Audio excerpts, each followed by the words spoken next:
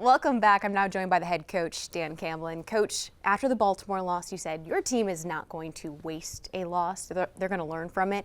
What is the number one teaching moment from that game? Look, I think that sometimes you get so honed in on the opponent, you forget about yourself a little bit. Training camp is so much about yourselves and what you do well, and then when the opponents come, you kind of forget about yourself a little bit. And I think we just need to get refocused, recentered on ourselves, the fundamentals, and winning our one-on-ones. One-on-ones will come against these Las Vegas Raiders on Monday night. Starting offensively, wide receiver Davante Adams is the guy in the receiving game.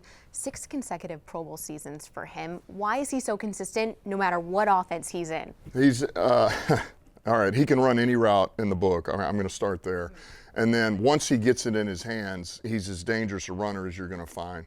But he's got radar locked, so he can find these deep balls. He can track them. He's got excellent hands. He's got body control, balance. And you can put him wherever you want. Put him in the slot, put him outside.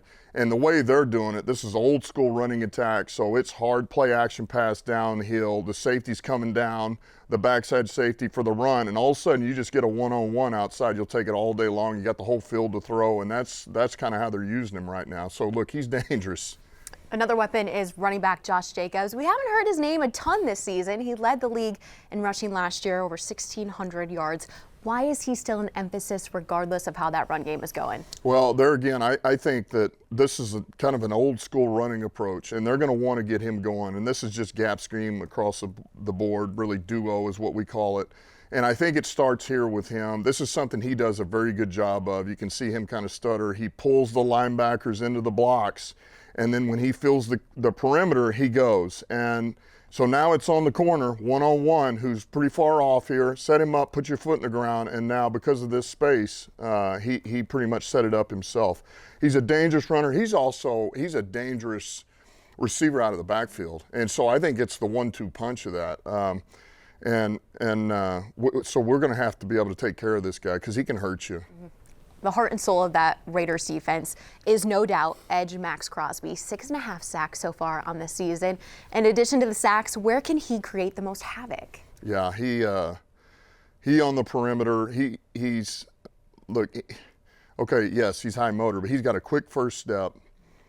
He can bend on the perimeter. He's got excellent hands.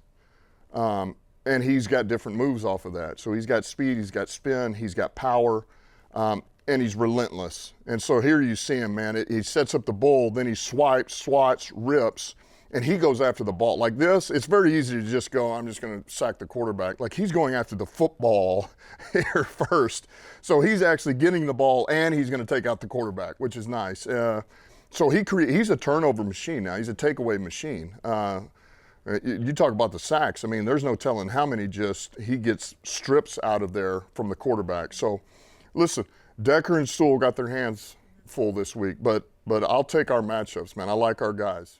A tall task for the Raiders. They're coming into Ford Field, Monday Night Football.